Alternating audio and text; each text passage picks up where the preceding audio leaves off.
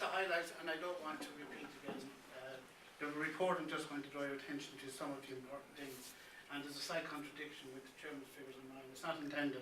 I've actually taken out some of the hard work that our staff have been doing around resettlement and put it into real figures around the actual cost, which is my cost of just under 2,000 per placement. Because we have the resettlement program, is a very difficult program to measure.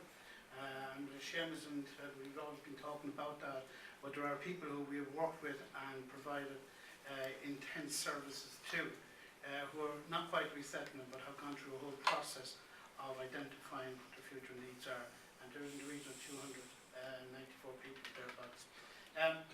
The cost of placements then would be in that region without those people included. I do want to bring out another point which is extremely important, and that is the whole area of value. You can move it on for me, there's no point in going through all of that.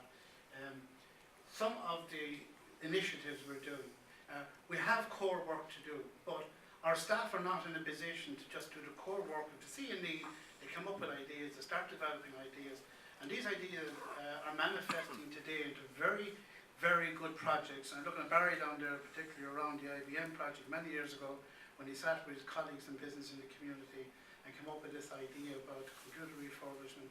As Pat has alluded to, our chairman earlier, bringing the different agencies together around that and making sure that there's going to be a social need identified and that there are prisoners who are in a position to put something back into the community while they're actually still in prison.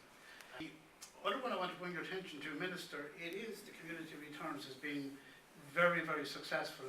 204 people, 91% success rate.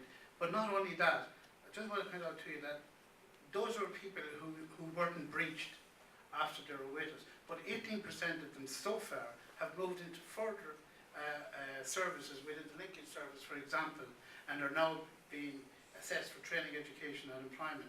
And that's very good. They might otherwise not have got that opportunity because it had been released, we wouldn't have known who they were.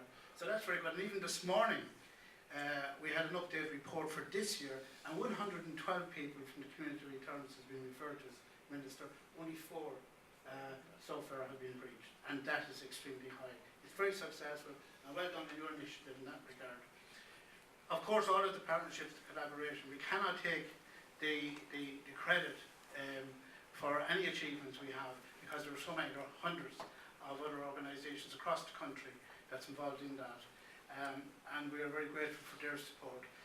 A plea out here for Adrian Higgins' project, which is the funding of last resort for prisoners into education.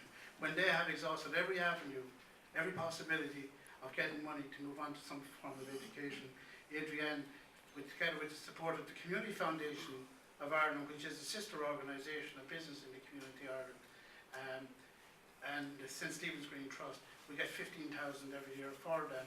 Our report to date is that 2/3 of that is already gone, and I don't know how many applications there is for the remainder, but there isn't enough money there. But that's a very, very good project as well. Could you move on for me, Valerie, please?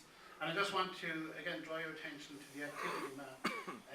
That will be going now. If anybody that wants to drill down into statistics and details, and I should be saying this for Seamus Sisk is here because he's forensic about these kind of figures, can do so on our activity map. You will know how many, what is actually happening in each county, how many programs are operating in that, what are the number of initiatives, what are the stats at a particular point in time, but it won't be live information you'll be getting. It will have to be updated every 3 to 6 months.